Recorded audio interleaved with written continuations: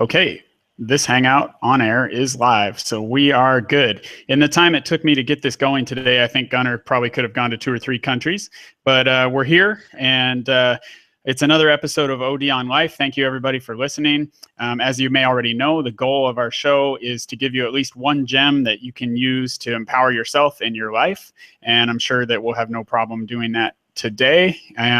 Real quick, we are on iTunes, Stitcher, YouTube, and of course at odonlife.com.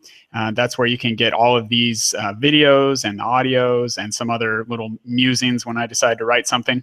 And of course, excuse me, I made a board game called Better Me, and you can play that free. It's at bettermegame.com, or you can buy it on Amazon in the US or Canada, and we ship worldwide from my website.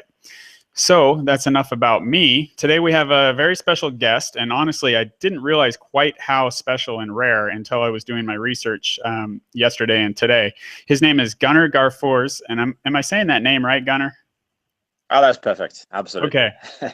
He has been to, at least at the last time the Wikipedia page was updated, he has been to 198 countries. I don't think they made any new ones. So this guy is one of the very few people in the world that have been to every country. And of course, there are different definitions of that. I've been doing some research here today. But when I bumped into a friend of mine who's actually helping to edit Gunnar's book in English, and she was telling me about you, Gunnar, and she said he's been to every country, 198. I noticed the big 198 on the cover of the book and said, "What's that all about?"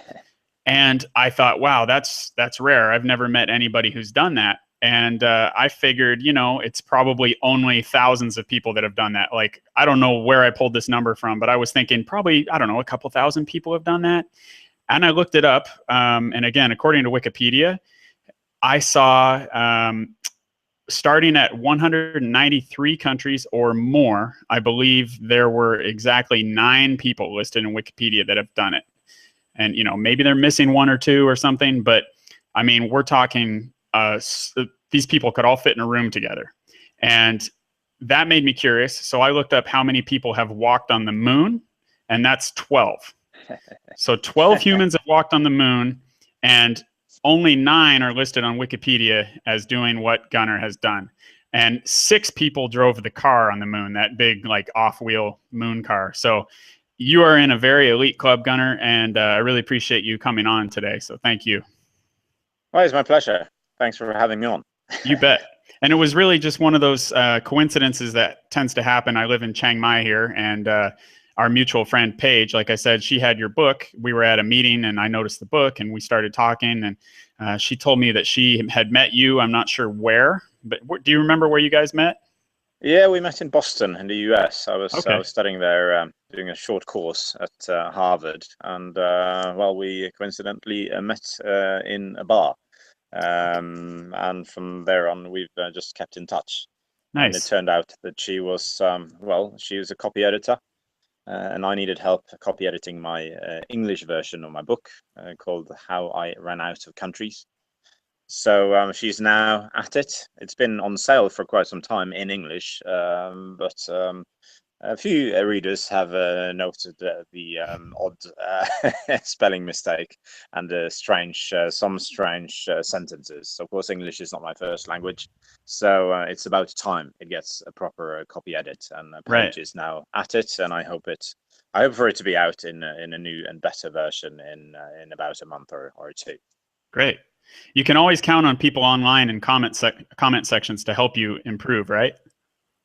Well, yeah, usually they are giving you some good advice, and lots of the time they're totally slagging you off or coming with not so helpful advice. But I mean, that's part of the thing. If you put your head out, you sort of expect to get any kind of feedback. So I don't really mind, but a lot of it is quite amusing, actually. Yeah. And I guess a lot of these comments tell you more about the person who made a comment than about whoever they made a comment about. Yeah, I've found that a lot of them are actually, even if the presentation or delivery isn't super kind or whatever, you can start to see trends. And like with this game that I made, I definitely got a few people having the same complaint and go, okay, great, that's good to know. It's very, very nice. So Good. Well, now I have not read your entire book, but I went through it and I read about you in a couple other places. And so there are a million different places we could start. But just so people kind of have a little idea about your background, I know that you're from a small, I guess you'd call it maybe a village in Norway. Yes, it's called Naustdal. It means literally, it means boat shed valley. And apparently, the Vikings used to have sheds for their Viking ships there back in the days. So it's a little village, 1,500 people living in the center of this village. It's not really a town. I think that would be overstating its size. But it is beautiful. You have it's alongside a fjord. We have amazing mountains. We can see glaciers and islands and everything. And there's a river with a lot of salmon in it running through the village. So no, I grew up there and I love this place to bits. But now I live in Oslo, the capital of Norway. One of my brothers and two of my sisters and my mom and my dad, they still live in Naustdal. So I tend to visit at least 3 times a year to get my dose of fjords and Great. mountains. I noticed in your book too that I guess you said your mom may have one of the most beautiful views in that area from her home. Oh, absolutely! It's that's where I grew up, and Yeah. from her living room and from her terrace, she can see she can see the westernmost glacier in Norway, a beautiful mountain, and she sees a big part of the fjord islands and also parts of the Salmon River. So it's truly beautiful. So she's thoroughly blessed with that view, I would say. Right. So for anybody that thinks you might have gone everywhere in the world and had the travel bug because you were from a place that wasn't beautiful, that is definitely not the case. Well, So, maybe I have to find out whether there were anywhere else that was equally beautiful. You know, right, maybe that was one of the triggers. I don't know, but no, it's certainly. I was certainly not missing a good view. That's for sure. Yes. right. I also noticed your mom said something about imagine how boring it would be if everything was always normal. Yeah, I mean that might explain a couple of things, a thing or two. But Yeah, no, it's you know, it's if everything is going to be normal, and what first of all, what is normal? But if everyone is trying to be average or normal or the same as everybody else, I think it would be a very boring place to be this planet. So I think it's good that we are different. We have different interests, and you've met a lot of very interesting people on your podcast. I've seen a couple of them. And you know, you're getting all this different input from a lot of people who I would say certainly are not normal or right. It's average. true. You know, actually being based in Chiang Mai is if you're staying put for a little while, it's actually sort of the reverse of traveling because everybody comes through here. And all I have to do Yeah. is go to a meetup or a coffee shop or a co-working space, and I'll meet people who are from all over the world that have stories. You know, people like Paige who have met people like you, and on and on. Chiang Mai is really great for that. And you know, I can imagine. Yes. on the variety note too, I'm here in Chiang Mai now. Until I lived here, I lived my whole life. You know, I traveled, but as far as my base, I was always from my hometown of Bellingham, Washington, which is also a very beautiful place. It's it's a city, but a small city, around maybe 80,000 or so. If anybody out there has seen the movie Free Willy, they filmed it just off the coast from where I'm from. It's, you know, orca whales and beautiful evergreen trees and hundreds of little islands. You can see Vancouver Island from the beach where I grew up. You can see the mountains up in British Columbia, Canada. So I'm also from a beautiful place, but variety is so stimulating. You know, I went to somewhere like Dubai where, you know, it's flat and brown, but it's different. It's interesting to me. Yeah. You know, it's hot. I'd never been anywhere that hot. And, you know, the buildings are amazing. And there's a million little things that you just never can anticipate. And that's something I really liked too, from reading what you had written about not planning ahead too much and just keeping it kind of open and spontaneous. I personally really agree with that. What do you think about that? Were you once a planning type of traveler and you became a more spontaneous traveler? Yeah, I think so. I think my first trip, I was 17 at the time, and it was a friend of me and we went on what was called Interrail. We buy one ticket, and I will give you free travel on any train service in Europe. And we planned that, well, we originally planned that quite well, and in the end we ended up taking the odd twist and turn. And I guess I sort of discovered you can't plan everything anyway. You don't know what's going to happen, and impulsivity, in my mind, in my head, is key, and it's what makes it more interesting. You cannot plan what you're going to see, who you're going to meet, and all the rest of it. And if you plan too much, and I think a lot of people do this, especially when it comes to travel, they plan their holiday to death, so to speak. They've planned activity A, B, and C maybe one day, and E, F, G the other day, and it turns out there's too much. The schedule is worse than at work. And of course, it does not take into account that you will meet a lot of people that might say, no, you shouldn't do that. You should rather do this. And then people will say, yeah, but we already planned it. We already paid for it. We already got a guide for it and all the rest of it. And it might turn out that then when you meet someone who's from the area, they will tell you the real deal and what you should have done. And that's the thing. People plan before they've been somewhere, and they plan everything they're going to do, maybe for a week or 2 weeks, without knowing what they should really do. And then when they meet locals, they plan everything, so they can't change their plans. Of Right. course, luckily, some people just throw away their initial plans and do the right thing and follow the advice of locals. But too I've many people I've stick to those plans. I agree. I've been on the other side of that where I was the local and I meet somebody that's nice, and they're here for a week or something. And I say, hey, I'm going up the mountain today. If you want to come, there's an empty seat on the back of my motorbike. And I know these great Yeah, spots with views and waterfalls and everything. And just like you said, they already paid for something and they have to be there at, tomorrow morning at 9 a.m. or whatever. And it's just that they don't have that flexibility. no, You're bringing to mind a story that in my own traveling, I started traveling kind of late. I traveled with my dad a bit and my mom all across the United States, but I didn't really start traveling on my own until, I don't know, my about 24 years old or something. I went to Sweden in maybe 2006 or 7. And I had the Lonely Planet guidebook, and I read that you're not a big fan of guidebooks, and I don't really use them that much now, especially that everything's online. But I had the Lonely Planet. I think I rented it at the library, and I was going on a 3-week trip, and you could only rent the book or borrow the book for like a week or two. And I'm like, oh, I'll pay the fine when I get back. So I brought it on the plane, and I thought I'll have plenty of time to read the book cover to cover on the plane. But then I remember leaving New York and thinking I had, I don't know, what is that, 5 or 6 hour flight or more. And I fell asleep. I remember seeing New York out the window of the plane, and I fell asleep within probably 10 minutes of takeoff and woke up about 15 or 20 minutes before landing. And so I hadn't read any of the book. So it wasn't by choice. And it kind of freaked me out, but I knew I didn't really have time to read it. So I just put it back in the backpack and just kind of stepped off the plane and just figured stuff out. I didn't know, I didn't even know what the currency was or how the taxis worked or how to get to my hotel from the airport, but it all worked out and it was fun. And yeah. I guess you could be reckless about it. You might need to plan a couple things, but I agree that you can definitely over plan a trip. I certainly think so. Yeah, and traveling, I mean, it's the most amazing thing to a new place. It's like playing a computer game, and you are the person in the game. You don't know what's going to happen.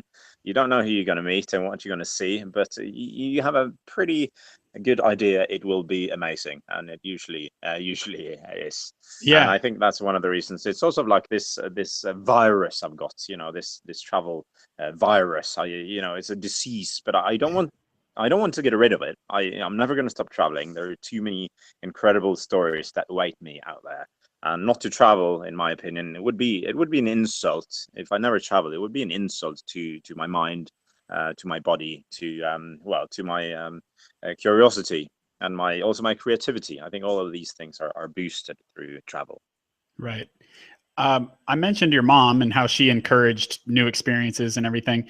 Also, I read about your dad was a doctor on a cruise ship, I believe, somewhere on the other side of the world when you were young. Do you think that both Yes. of your parents helped influence you and make you think about travel, or how did that work? Yeah, no, I was 4 years old at the time. My dad was on a cruise ship called Royal Viking Sea, and it sailed the Philippines, China, Alaska, Canada. Probably stopped by Washington as well. And I was 4, as I said at the time. My brother was 2, and we couldn't read, obviously. And so he sent us these audio cassette tapes where he told us these amazing stories about people riding these planks with wheels on them, skateboards, which Yeah. we had never seen or heard about in Norway. He told about grizzly bears. He told about the Chinese Wall and all these things. And with such an imagination, he told this so vividly, and I remember this through thoroughly inspired me to pick up traveling at a later date, a much later time. And also my mother, she perhaps hadn't traveled that much, but she'd done a fair amount of traveling in Europe.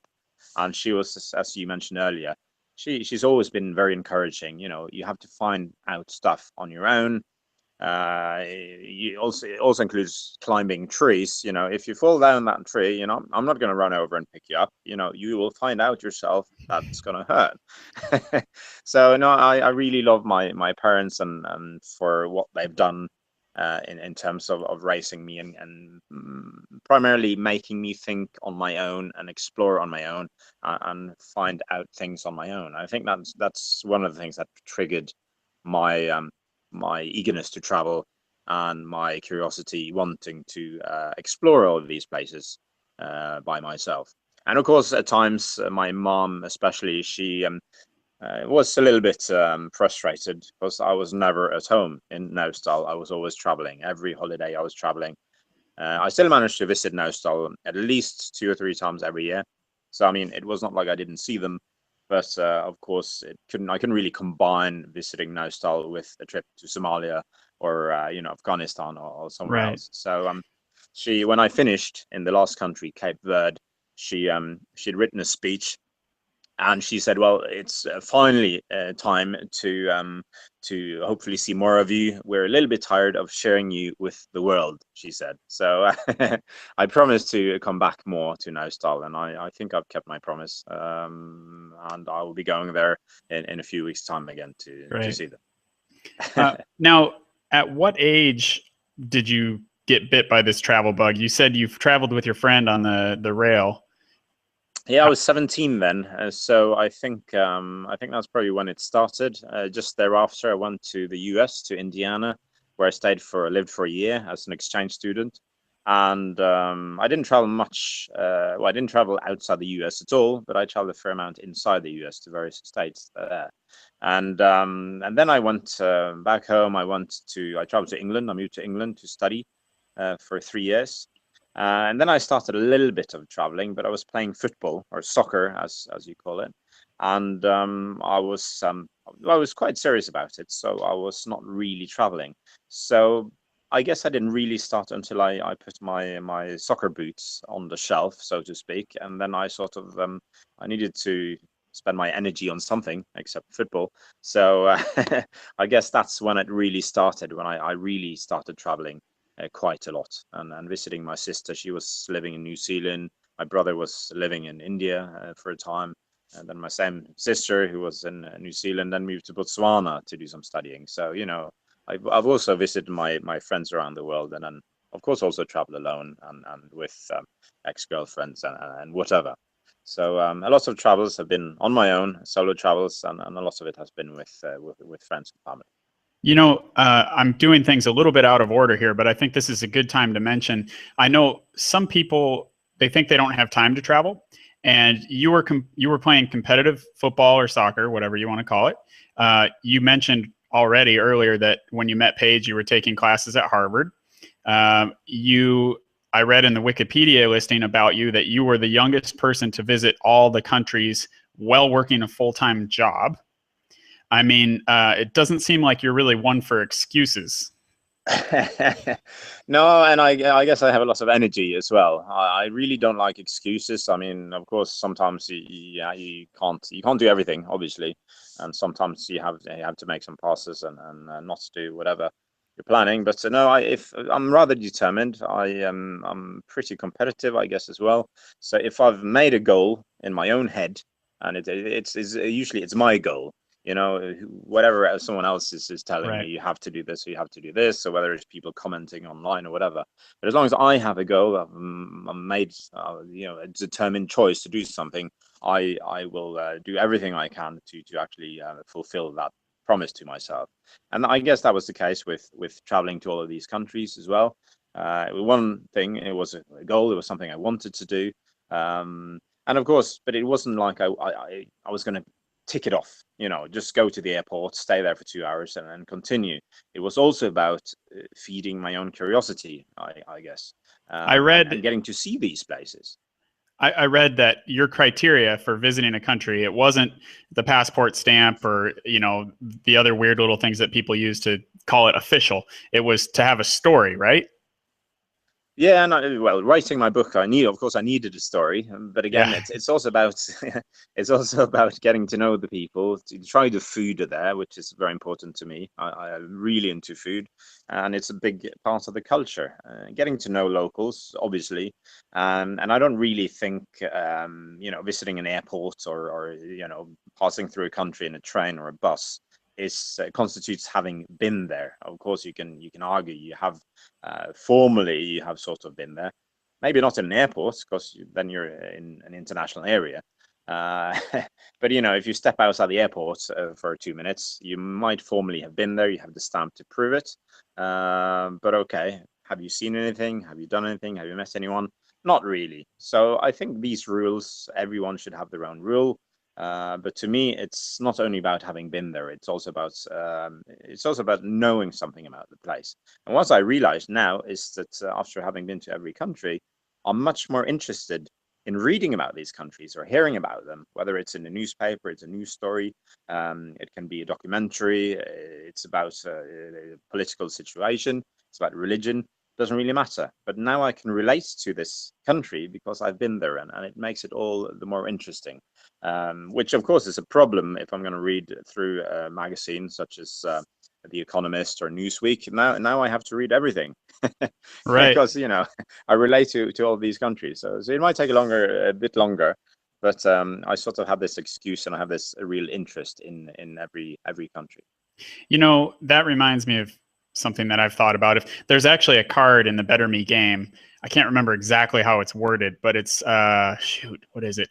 It's something about if you could, I don't want to use the word require, but if you had a magic wand and you could give every person of the upcoming generation one, experience or a bit of knowledge or something, what would you do? What would it be? And I always think I would. Again, I don't really want to make people do anything, but if I had a magic wand, everybody from every country would travel to, I don't know the exact number, at least a few other countries, before the time they graduate, say high school or Yeah. college. And I think, Yes. I think that would be, I mean, if there's a way to achieve world peace, that might be it. No, I totally agree. I totally agree. It opens your mind and it helps you relate to other people from other cultures with other religions and other colors and whatever else, other races, if you like. And then I totally agree. It's a really good way. And if people traveled more, there would for sure be fewer wars, less tension, fewer conflicts. yeah, And if I had the same magic wand, I'd probably say something similar. Maybe I'd say that every person should study 1 year in a different country. And perhaps not a neighboring country, but perhaps a country at a totally different culture than you're currently based at. Maybe two countries, half a year in each of them. But I think that's really key as well to live there and really get to know a culture, not only be there for a week or two as a tourist, but live there, get your mail there, get yeah, neighbors there, and all the rest of it. And right. I mentioned in an interview that was at a newspaper here in Norway, so I can't remember how they worded it in the newspaper, but something along the lines that the best education in the world is to travel. And then there was this girl, 19, 18, 19 years old, and she came to meet me here in Oslo. She got in touch, and I said, "Well, why don't we have a coffee?" And she told me, "Well, I read that interview of yours, and I think you're right. So I'm not going to take any form of education. I will only travel." And I said, "Well, okay, that was not exactly what I meant." But of course, I guess she read into it the way she wanted to read into it. Right. And of course, people should have a proper education as well. But traveling certainly adds to any education. That's I'm certain about. Right. Yeah, I agree. I knew some guys, some of my friends growing up that they didn't do well in the traditional school environment, and they've done just fine in life. So Yeah, there are definitely more ways to learn than what the traditional schools are about. I agree with that totally. And when you're interested, it doesn't feel, it's not a chore. You don't feel like you're doing homework when you're in a new country and you're so wait, how does the government work, or what is this thing over here? I mean, you can't anticipate all these little things you'll learn. I remember when I went to Sweden, that was my first time in Europe.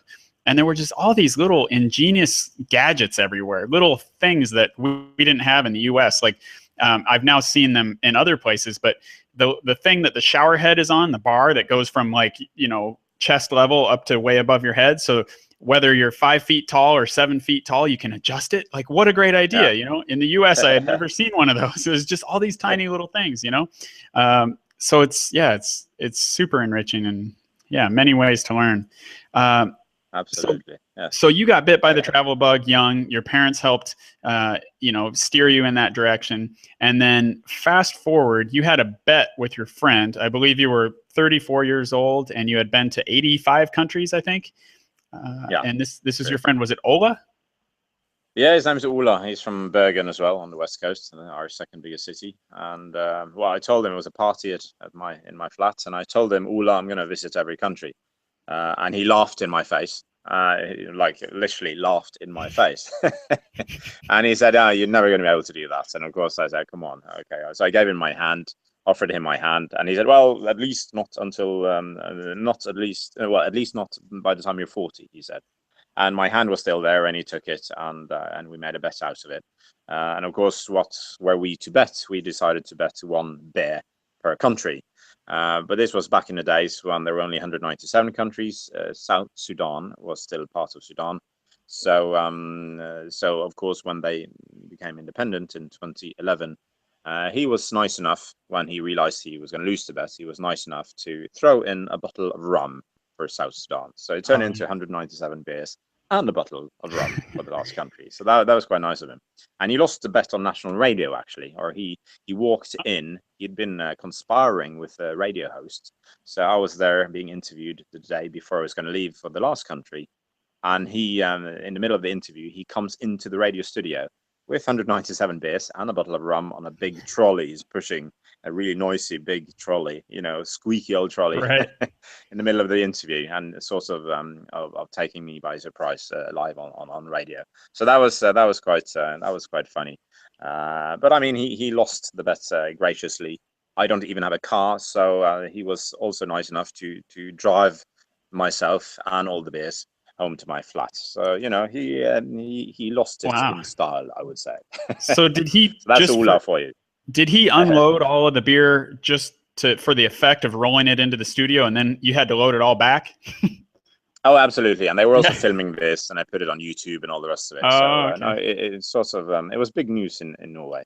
There's Okay. no one else from Norway having been to every country. So it was on the main news at night. 2 days later, after I finished, and it was in all the newspapers. So it was a big story. Yeah, when I Googled your name, I saw a lot of news stories popping up all over the place. Big deal. Well, clearly, travel is something that fascinates people, and I still hear from a lot of people. They read about it in the newspaper in China or India or Tanzania or wherever, and I, out of the blue, I just hear from these people, and they're inspired, or they want to get advice, or they have questions, or all the rest of it. And I love this. It's a great way of getting in touch with people, getting to know people in various places in the world. For when I travel there next, I'm sure I will. Yeah.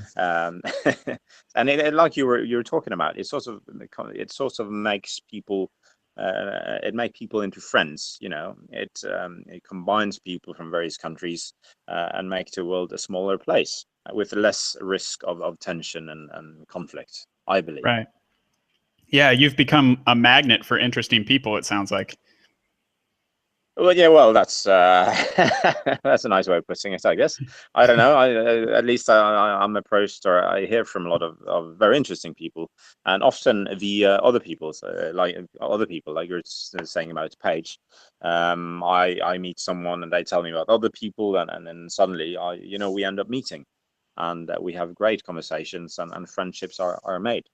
And often these people are from totally different countries. They work or study or live in on the other side of the world.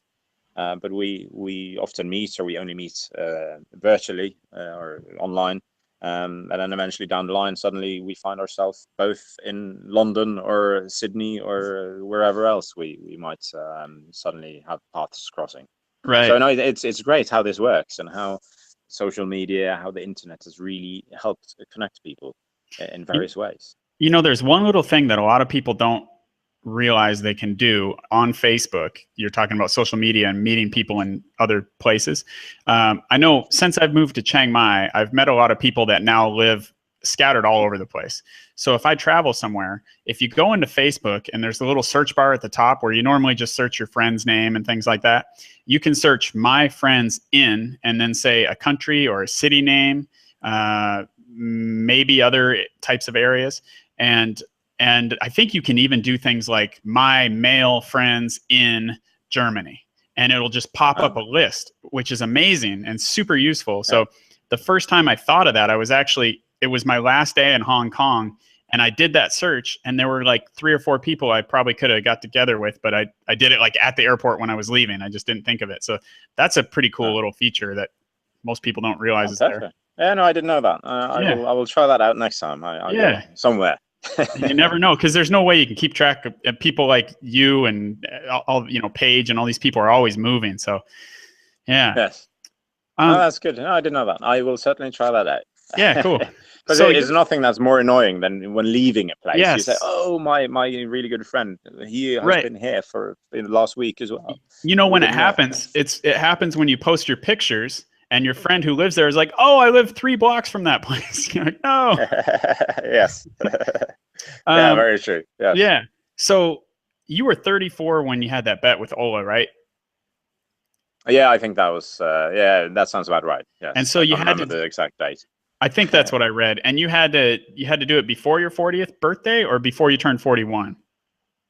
Yeah, before my 40th birthday, yes. So I Okay. finished when I was almost Wow. 38. I think I was 37 and 11 months and a week or something. So I was almost 38 when I finished. Wow. So you did it quite a bit quicker than you needed to. But at the time you made the bet, you had less than 6 years. What? So like 70 months roughly to hit another 112 countries, which turned out to be 113, I think. So that was quite ambitious. So you averaged, a couple countries a month, and you did it It's early. been well, that's true. It's and again, it was I guess determination, and this was something I really wanted to do for various reasons, and I took every opportunity. In Norway, we have 5 weeks of holiday, plus we have 2 weeks of national holiday, such as Easter and Christmas and our national holiday and all the rest of it. So it adds up to 7 weeks of holiday every year. Oh wow. And if you use these 7 weeks in a good way, and plan your holidays accordingly, you can travel to quite a few countries. And what I do here, I work for Norwegian Broadcasting Corporation.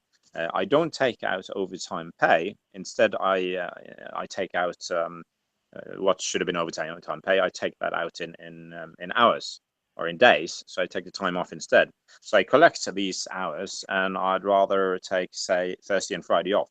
So I will leave after work on Wednesday, take an overnight flight to somewhere exciting. I'll, get there in the morning of Thursday, and I have Thursday, Friday, Saturday, and Sunday to explore. And then I leave Sunday night, get back to Oslo Monday morning, have a shower, and go to work.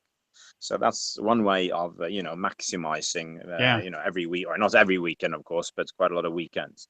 So that's one thing I've been doing quite a lot. And if I go somewhere on work for a work trip, and let's say it's a conference in Johannesburg, in South Africa, I might it's probably like a 3-day conference. Usually these international conferences are 3, maybe 4 days. So I'll typically, let's say it's a Monday to a Thursday. So I will then leave the Friday before. I'll take the weekend before somewhere near Johannesburg. I mean, I already have a flight paid for by my company, Right. and I will then, of course, I will get that flight for free, and then I'll pay for my own flight the weekend before. I'll go to the conference, and I'll stay for the weekend after, and then again go somewhere else. So maybe the weekend before I'll go to Angola or Botswana, and the weekend after maybe Mauritius or the Comoros or Lesotho or something like that. So that's another way of traveling and getting to see new places without having to pay the entire flight all the way to South Africa, for instance. Yeah, that's smart. I actually, the last episode of this show, I talked with a lady named Beck Power. She lives in Bangkok, and she's a former travel agent. And her specialty is working with people who they don't have, location independent people, right? People who work on their laptop, basically. And so, we talked about that on the show. Getting from region to region is the expensive part usually, like getting from North America to Europe or Asia or whatever. But once you're there, I don't know, I've never been to Africa actually, but most places like Asia for sure, once you're there, the flights are really cheap. And the same thing in Europe, you can get all over and the side trips are easy. And anyway, so she shares a lot of strategies about how to do that. But that was one that I hadn't heard, was use your company to pay the expensive flight and then do the side trips. Well, no, I've done that quite a lot. If I'm going somewhere, and I might even take out my holiday when I'm down there. So instead of just having the weekend before and the weekend after, maybe I'll do 1 week after this trip as well, or even 2 weeks. And but yeah, no, I saw parts of that show, parts of that interview you did, and no, she had lots of good tricks and tips for cheap plane tickets. Yeah, So I learned a lot. Yeah, Yes. she wrote an ebook, and in like a half an hour, I learned all the mistakes I'd been making for years, honestly. So, yeah. I like. Yeah, it was well worthwhile. Yeah, you can save a lot of money watching that one. Yeah, definitely. The one I actually found a fare that was so good right after that I had people calling me a liar in the Facebook group. I found $143 from Phuket, Thailand, direct to Cologne, Germany, one way. And wow. Okay. People just would not believe that. I even showed them screenshots, and they said, yeah, but when you actually go to pay, they're going to make you pay for the luggage. And, they just came up with any excuse. They just could not believe it. Yeah, exactly. Which airline was that in the end? I can't remember now. I think it was a German airline, but I don't remember which one. And of course, people listen to the show like a week later, and then they search. Oh, it's not there. You're like, hey man, it's not the same day I was searching. Come on. No, exactly. It's excuses. Like, hey, are you just looking for a reason not to travel? Like, I'm not. You don't have to travel, but if you want to, this is a good way to do it. Yeah. Yeah. Let's see. You already answered a couple of my questions. I was going to ask you if airports count, and I did some reading about that too. I guess most people don't count that. Also, what are countries? You went with primarily the UN. I don't know what they call them. The UN recognized countries plus the two. What do they call them? Observer states. Or the UN observers, yes. That's Palestine and Vatican. They are UN observers. And then there are 3 more countries that I really believe should be there. And it's only what I believe, but they are recognized by at least 20 UN members. And those are Kosovo, Taiwan, and Western Sahara. So that makes the number 198. Then you still have some other places that claim to be a country. You have Abkhazia, you have South Ossetia in Georgia, Georgia, the country, not the state. But they are not really recognized. They're recognized by each other, and I think Russia, perhaps 1 or 2 others, are recognizing them. But I don't really want Putin or any other, what should I say, less democratic president or politician determine what I should count as a country or not. So that's sort of what I'm doing. I'm using the UN numbers, 193 plus 2. And then it's up to the UN members. If they recognize, a number of them recognize a country, I think that should be counted as well. Right. So that gives you the number 198. And then, of course, you can count islands, and you can count, other areas, enclaves, and all the rest of it. So, and FIFA, they, for instance, the football, International Football Association, they count for not UK, but they count Northern Ireland, Scotland, England, and Wales. So suddenly you have 4 countries. And have you been to all those places too? I've been to all of those. But so you're humble. You could put a bigger number on the cover of your book if you wanted to. Well, if I wanted to, it's easy, and a lot of people do that. They really increase that number as far as they can, as far as they can. But then you're going to get into trouble, and if you know if you're going because you need a set of rules in order to quantify this, and it will easily get you into trouble. And then okay, so this is the Football Association, but how about the Bow and Arrow Association or some other sports Yeah. organization that has a totally different way of counting countries? Yeah, the And Olympics, I guess, has their so own, and there's some traveling they club. I also have was, their own number. yeah, Yeah. I was reading So about I've I decided. got down the rabbit hole into all kinds of interesting stuff when I was reading about you. Well, there are loads of ways of counting, and I mean there should be. Of course, there should be. But when it comes to countries, I go by this method, and I think that's the right one or the right way to go. But most people, they're counting 193. They're doing the UN countries.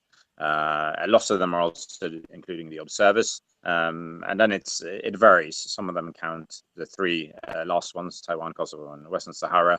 Some of them don't. Some of them count only two of them or one of them, which is a little bit odd. Yeah. So the logic doesn't really always there really isn't logic in everyone's argument, which I found a little bit peculiar. But I think you should have a set of rules, and to many that is simply the 193 UN countries, Yeah. It's funny how and then humans, go by that. yeah, it's funny how much we like to classify things, you know, like the argument over Pluto in the last few years, you know, is it a planet? Is it Oh not? yes, People were angry about it. You know, it's like, hey, yes, you know, the sun is still going to rise tomorrow if we don't call Pluto a planet. You know, you'll be okay. Don't worry yeah, about it. You can still eat. But people yeah, go exactly. nuts.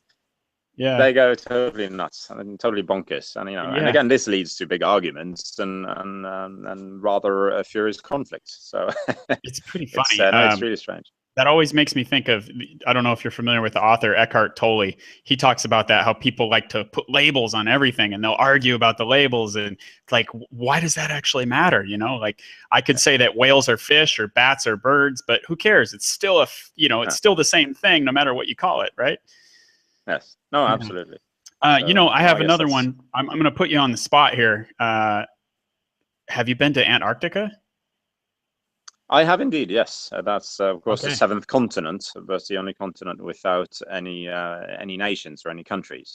Right. No one lives there permanently. You have a number of bases. Lots of countries have bases there, where people are all year around. But one person doesn't tend to stay there for longer than a year, or maybe even only half a year. Yeah. So it's still considered an inhabited continent, but number seven to most people. It's funny that you And the could last go one to most people every would say. country without going to every continent. That's pretty odd. Yeah, that was, and I must say, I visited every country before I visited Antarctica. So Ah, in the Norwegian version of my book, which came out in 2014, Antarctica is not mentioned. In the English one, the one page is currently copy editing and improving, hopefully, or I know she will. I have added Antarctica as its own continent and written about my experiences there. And it's, of course, this is not a guidebook. It's some of the countries I haven't been in, in 8 years maybe or 9 years. right. So needless to say, I cannot go and recommend a hotel or restaurant. It might not even be there anymore. It might have changed management or whatever else. Yeah. So it's more of like an inspirational book where I'm talking about people I meet, my experiences, a lot of insane and crazy stories. And they're sort of, I didn't want to do them alphabetically or geographically. I didn't want to do all the South American ones and all the Asian ones. So I've grouped them in 21 different themes based on sort of grouped the stories. There's one about food, there's one about island hopping, there's one about partying, there's one about love and marriage, I call that chapter, and so on and so on, so forth. So every country has one chapter, but the chapter is then grouped in one of 21 themes, and Okay. that's how I've sort of written this book. Nice. I noticed the section called island hopping. I didn't have time to get to it yet, but that one caught my attention for sure. I have a weird travel story. Is my dad actually got married in Antarctica. So I've been to Wow. Antarctica. I still haven't been to Australia or Africa, but I've been to Antarctica. And the Wow. reason was to attend my dad's wedding, and I was the best Wow. man. We stood on a rock that at high tide is actually underwater, but it was low Yeah. tide, and the rock Yeah. was about the size of my apartment. And we were there with the captain who did the ceremony, my dad, his wife, and first the first mate was doing circles in a zodiac, taking pictures. He was going around the rock with his camera. It was Excellent. pretty Oh, wild. that's So amazing. Yeah, yeah, yeah, yeah. That sounds that is truly incredible. yeah, it's very Yeah. interesting. The No, people in the you're probably one of the few people who have been to Antarctica who has not been the six other all the six other continents. And to a yeah, lot of people and the people I met and who were planning to go there, most of them it was their last continent. right, That was a big goal for lots of them. It was to make it 7 continents. So sure. no, but that's very cool. You did as you're number 5, I guess. And Let you me think. so have to go to Oceania and Africa. Uh, Yeah, they're so interesting and so diverse. yeah, I definitely it's in my plans for sure. I've been drooling over some of the flights to Australia from Kuala Lumpur. It's so easy to get there from this part of the world. So yeah, it's on the list for sure. Um, are you still there? Did we freeze for a second? We may have frozen briefly. But there we go. Yeah, I got a phone call on my Oh, phone again, so I guess I might have. Sorry about okay. Hey, that. no problem. Don't worry about it. Let's see. I'm looking at my list of things to bring up here. I was trying. I know you've been interviewed a lot, so I wanted to come up with some questions that other people hopefully haven't come up with yet. Um, some of these I'm sure you've been asked, but one that I wanted to ask you: are you keeping track? Do you have like Google Alerts set up with the search term like new country? Are you just ready for the next one? Like Liberland? Have you heard of Liberland? I have, yeah, and whichever country will be a number 199, I will be there for the party, opening party, so to speak. Nice. So I know I don't have a Google search term, but as I said, I'm really interested in news and all sorts of news, politics, whatever. So I'm quite sure I would find out and I'd Yeah. read about it and I'd talk to people and all the rest of it way before it happens. This is Yeah. quite a long process for most countries. So it would certainly come to my knowledge before that would happen. And Right. then I would be, of course, it almost happened with Scotland. They voted for independence, which is a little bit stupid because the name of my book is 198, and then How I Ran Out of Countries. And Scotland actually voted for independence the day after my book came out. So the title of my book could have been invalid one day after it came out, because if Scotland voted for independence, there would have been 199 countries. So then, you would have had Scotland and not so Great Britain. So, yeah, almost 2 new countries. Right. Yeah. Interesting. Yeah, and I have a friend who is all excited about Liberland. It's a island in the middle of a river between Croatia and I can't remember what the other country is on the other side of the border. But But isn't Croatian and Bosnia Herzegovina, isn't it? that sounds right. Or is it? Yeah, I believe it is. So, but Yeah, no, I read a little bit about that, and it's and you have so many countries and enclaves and places like this. So of course, some people they collect these little countries or wannabe countries or whatever you want to call them. You even have parts of town in Copenhagen. You have Christiania, which is a sort of a country. I don't know how many hundreds of these you have, but that's of course also an interest. They all have interesting stories behind them. yeah. Um, I have a question here for you. Now, some people travel can be, especially when you're new to travel can be sort of intimidating or scary. Definitely outside people's comfort zone. And so I was wondering, we already talked about you like variety and, enrichment and seeing new things. And what about risk? Do you consider yourself a risk taker? Like, are you a skydiver? Are you into adrenaline sports? Well, I like adrenaline kicks. Let me put it that way. But I haven't done skydiving or anything like that. It's probably something I will try at one point. you have to, of course, I never visit a war zone or go to the front of an armed conflict or anything. You can always say that traveling to Afghanistan or Somalia or Syria, there's some risk involved.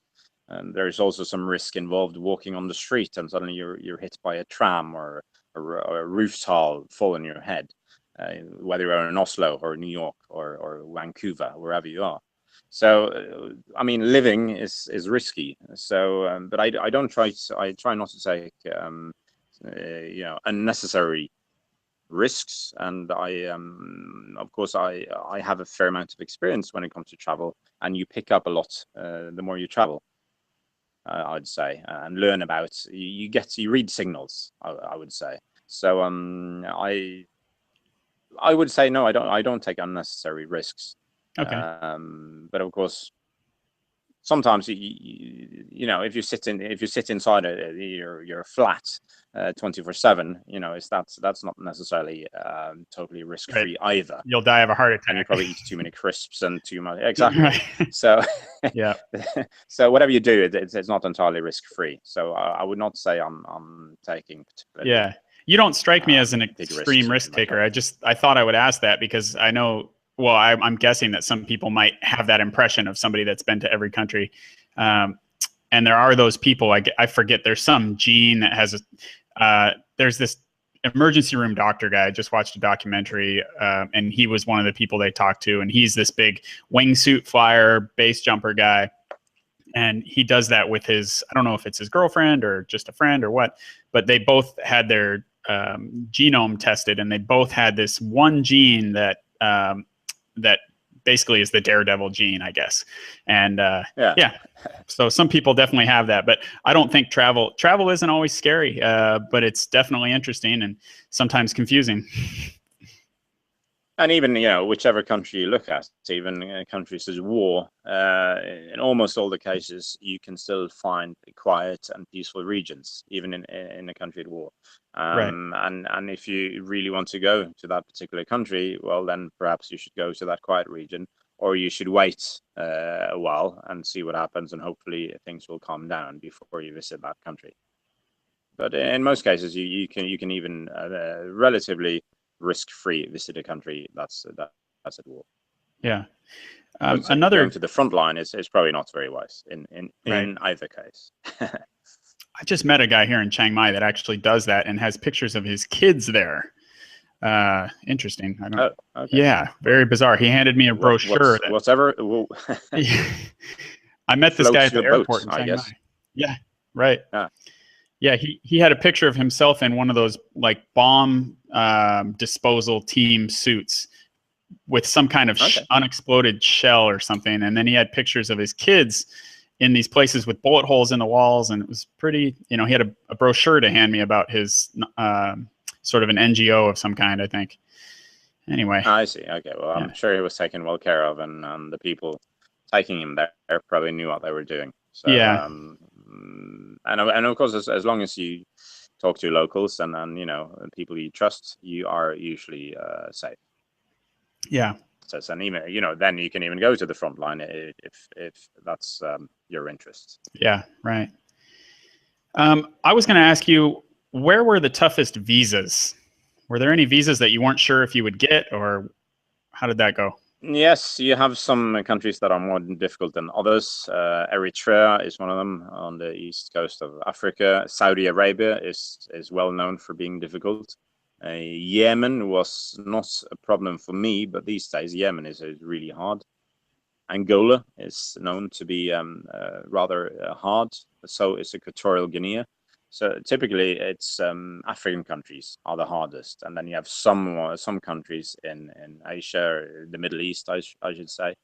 To people from the United States, getting a visa to Iran might be a problem. Russia is not really a problem, but it's the bureaucracy there is awful. So if you fill out just one letter wrong or one number wrong, your visa will probably be refused. So, but no, Africa has, in my opinion, the most difficult visas.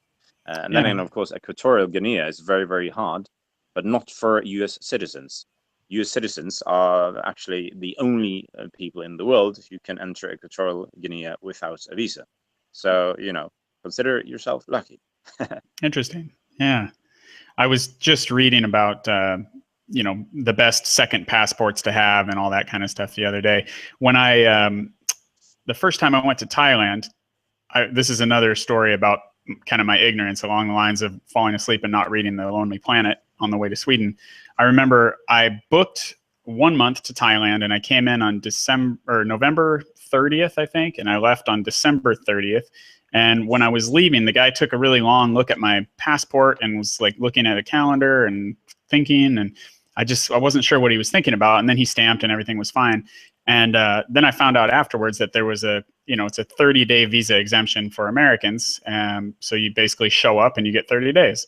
But I didn't even know enough to look into that. I didn't really, honestly, I didn't know what visa even meant. I mean, to me, it was a credit card, and Yeah, of course. so I'm glad I went to a country where we had a visa exemption. I didn't show up somewhere without I guess they won't let you on the plane, but I mean, I didn't even know when I was booking my ticket that, luckily I was going to a place where I could get a month. But anyway, living. No, this is learning by doing, and Yeah. you will learn a lot of stuff by traveling. So, which is one of the reasons it's a great education in itself. You learn a lot about new countries and cultures and people, but you also learn a lot about yourself. Suddenly, you're thrown into all these new situations, and that's one of the reasons I love it so much. Yeah. What are the best questions you've been asked that I'm not asking you, or what do you want to talk about? You want me to do your job now, do you? Yes. I'm sure there's something, just like I didn't know to look for a visa. I'm sure there's a great question just out there that I would never think of. What am I missing? Yeah, well, that's probably the best question right there. To get me to ask myself the questions. I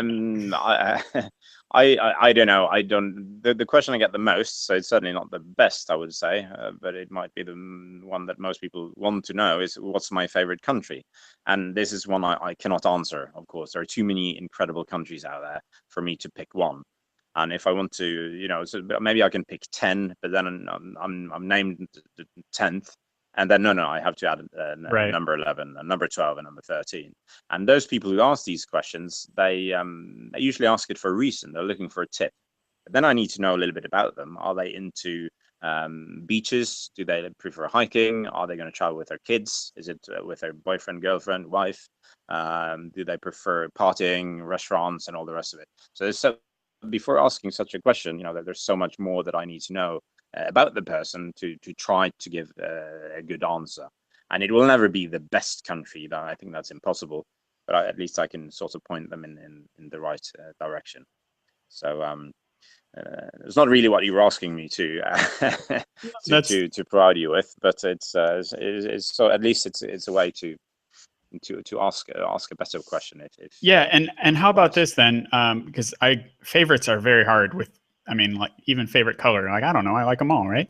But which countries have you been to the most often? And of course, I'm guessing some of the close ones. Are there any, long trips that you've made many times, or places you kind of keep going back to?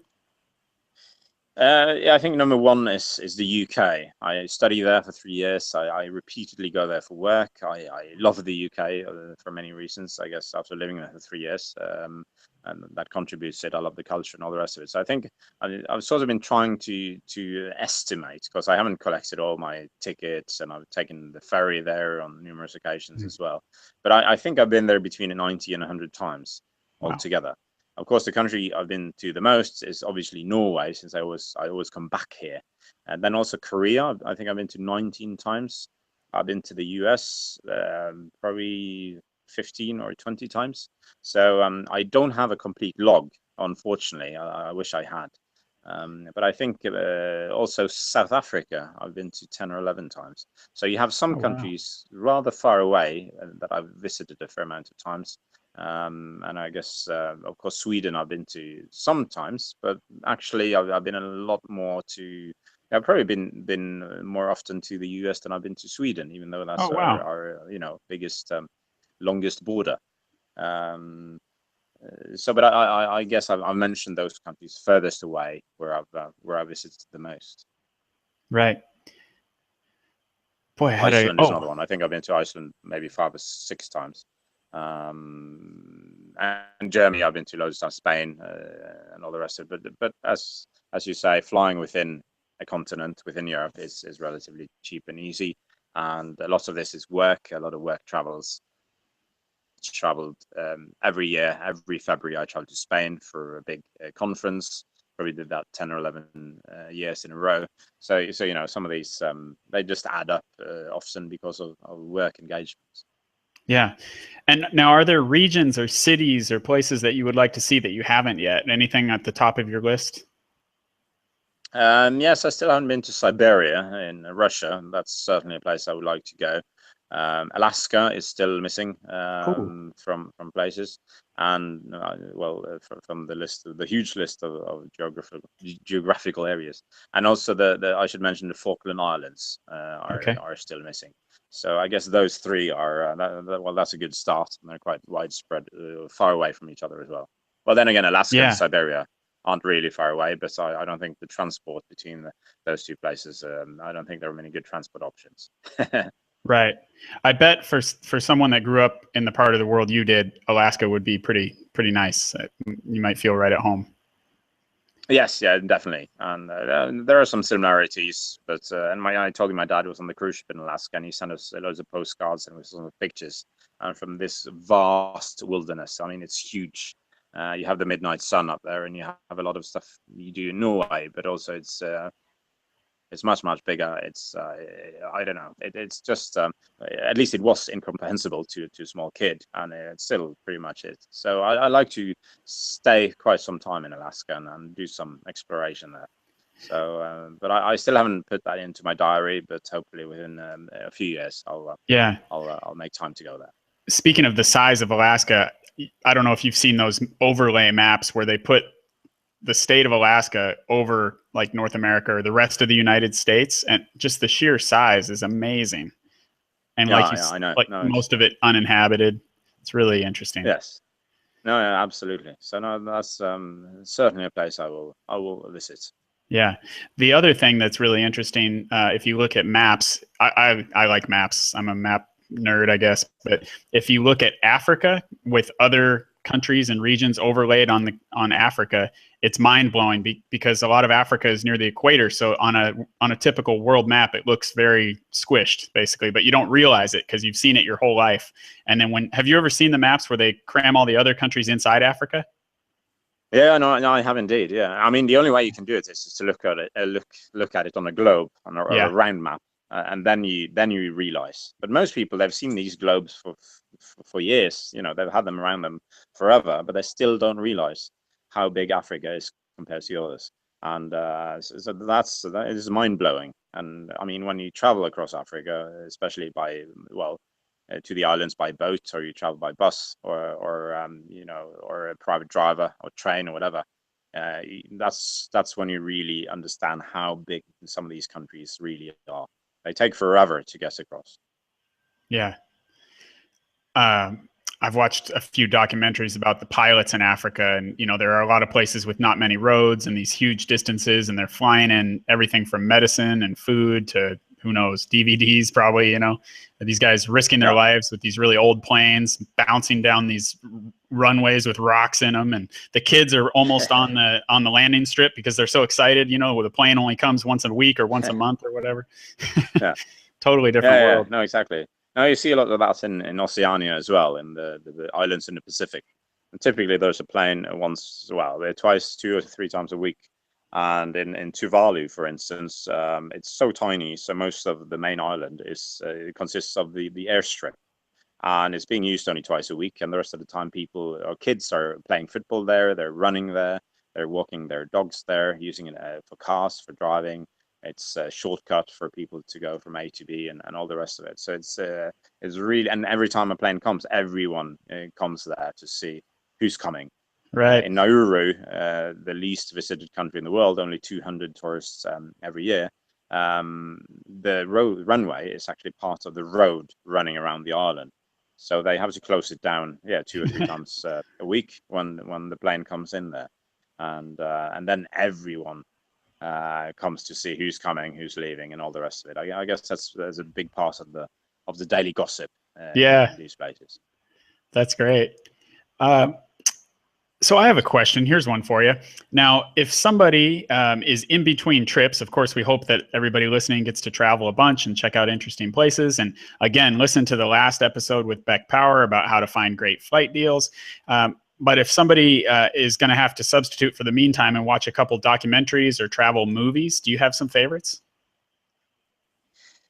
I've never really been good with watching television or movies.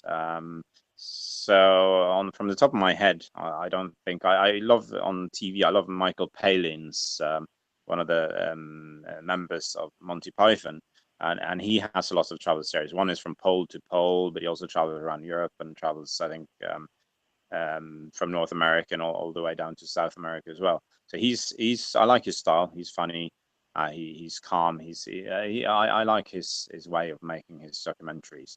When it comes to travel movies, I can't remember the one with George Clooney flying everywhere up in the air or something. A lot of people, a lot of people reminded me of this film and or told me about this film. Oh, you like the guy in the George Clooney film.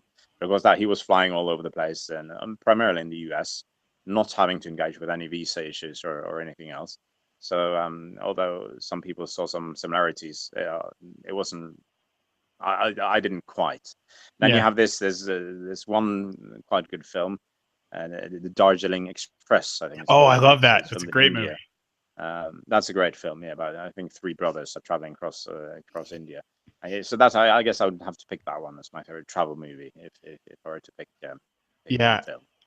I'm drawing a blank right now on the director's name, but they make some really cool. Is that the one? Is that the brothers? I might be mixing up directors, but they've done a lot of really great movies that I like. The last one was the Grand Budapest Hotel. Maybe not the last one, but I actually haven't watched that one. same I certainly style. have to watch it. And I Yes. believe, hopefully, I'm not making all this up, but The Life Aquatic with Bill Murray was the same guy. Um, and then there was one called The Fantastic Mr. Fox. So if you like the style of the Darjeeling Limited, I mean, that's a great movie. 100% agree with you on Yes. that. Okay. Yeah. Yes. Yeah. No. No. Yeah. Definitely. I like the filming and the colors and yeah, the sort of the way they put together the film. No, Yeah. it's great. Great. One that I like a lot, I haven't seen it in quite a while, but 180 Degrees South, which is, forget everybody's name, but it was the guys who started Patagonia, the company. And so they're Okay. climbers and then became entrepreneurs later. And they're taking a sailing trip south through Patagonia, down in South America. And it's awesome. I love that one. So, Yes. yeah. And, Okay. Now I'll keep that in mind for sure. yeah, and watching these things, and like you said earlier, my dad, he's got a quote that he likes, which is travel is not the cure for wanderlust, right? Like it doesn't, you Mhm. can't cure it by going somewhere new. You'll just want to do it more. And these Well, movies make me absolutely. want to go Yes. places too. Yeah. No, no, definitely. The more you travel, the more you want to travel. That's certainly my experience. And it's something I don't want to stop traveling. I don't want to be cured for this so-called virus. I'd rather keep it going Right. for so many reasons. Um, Gunnar, I feel like we're kind of winding down. I don't want to take up too much of your time. I know that you still have things to do. You're the only guy holding down the fort at work today, I think. I am, yeah. I mean, Norway is pretty much dead in most of July. It's a month when everybody leaves, and I'm the one in the office today. So yeah, there are a Right. couple of things to do. So, Not too much, luckily. So I'm even leaving work early today to travel to Sweden. Actually, oh, great. just getting a car to drive over to Sweden and for like a 1 day, 2 day trip. Great. If I could, I'll just take up one more moment of your time for two things. First of all, if people want to check out your book, what's the best place? Is there a website or should they go to Amazon? Well, they'll find it on any website that sells books. I mean, Amazon is a good one. They just search for how I ran out of countries or my name, Garfors, and they will find it. They can also go to a bookshop, but usually they will have to order it there using the title or the ISBN number. So that's also possible. Okay. And you mentioned earlier you have a YouTube channel. Anything else that we should go to if we want to learn more about you? Well, you can find me on Twitter. I'm Garfors, my last name, on Twitter and Instagram. On Facebook, I'm Gunnar Garfors in one word. And I love to hear from people. A lot of people already get in touch, and it's always great to hear from other travelers and to share experiences and perhaps meet up somewhere in this incredible Yeah. world. And I'd like to do one We'll do last that. thing here. This is shameless self-promotion for my board game. But if you're up for it, I'd like to have you select a category and we can draw a card from this game, which I know I'm kind of blindsiding you with this, but we've got 5 categories, which are heart, mind, body, people, and tangibles. Do you want to select a category? I would have to go for mind, Mind. I think. All right. Let's see what we get here. All right. Okay, here it is. What good news have you heard lately? Oh, what good news have I heard lately? Well, that's a good one to get thrown at you I know like I'm that. putting you on the spot. Um, yeah, well, yeah, totally. Well, the good news I've heard lately is that well, I'll be going to Svolvær for a work trip actually, and that's on the Lofoten Peninsula up north in northern parts of Norway, and it's one of the most beautiful parts we have here in Norway, and we're going there for a work trip. I was recently told about that, so it doesn't quite qualify as news, I guess, but to me that was some positive news. And of course, Yeah, it's a work trip, but of course, I'm also staying an extra couple of days. Again, using the weekend trip, as I told you right. before, getting a free trip up there, and I'm staying one extra night to explore and to get some amazing input, Yeah, good. which would to my mind. I love the scenery, I love the nature, just sucking it in, breathing this really clean air, Right. and just enjoying the fantastic scenery around me. Now, So to my mind, that's certainly very good news. yeah, and I didn't really mean like international news like you would find in a newspaper. That's a perfect example right there. And are you going up there, what, to interview people or what do you guys do on your work trips? Yeah, this is. I work for a department of distribution, so we are discussing well, how to distribute radio signals, TV signals, how to distribute internet, well, our internet sites and all the rest of it. And Norway is the first country in the world where FM log radio will be switched off, and that's happening next year. Oh, We're wow. starting that in January, so it's part of the planning of switching off FM and how to make DAB digital radio replace it. I guess that's good news for most people in Norway. A lot of people go from only one to 5 radio stations via FM, and they instead get around 25 radio stations via digital radio technology. So that's what we're looking at and planning, and that's the reason we're going up there to do some measurements of coverage, but also to do some planning about the FM switch off and the DAB rollouts. Interesting. That's all news to me. I hadn't Rather, heard anything all about news, that. I would say, yeah, pretty technical for a lot Yeah, of people, but nevertheless, very much happening here in Norway. interesting. And I'll share. I have a similar thing, actually. A friend of mine who used to live in the same building I'm in here in Chiang Mai, he now lives in Dali, China, and in southern China. And he just got a 4-bedroom house, and he said he's got extra bedrooms, and I can come visit anytime. So it looks like a beautiful place. And yeah, so that's now on my short list of places to go. Oh, that's very good news. Of course. Yeah, it's always nice when you can hang out with the locals, like we were talking about. Yes. Well, have a nice trip there. Yeah. It sounds like amazing fun. Yeah. So thanks again, Gunnar. I really appreciate your time. And I hope a lot of people go and learn more about you, check out your book. I've read maybe close to half of it now, and it's really enjoyable. I'm looking forward to, especially to the island hopping section. So thanks again for sharing with everybody and coming on. And I wish you all the best in your future travels, and have a great time in Sweden. Well, likewise, and thanks a lot for having me on the show. And yeah, I'm glad you're enjoying the read. So Yeah, thanks a lot. That was absolutely. All good right. fun. Yeah. Have a great day, All right. Gunnar. You too. Take care. Yep. Cheers. Goodbye.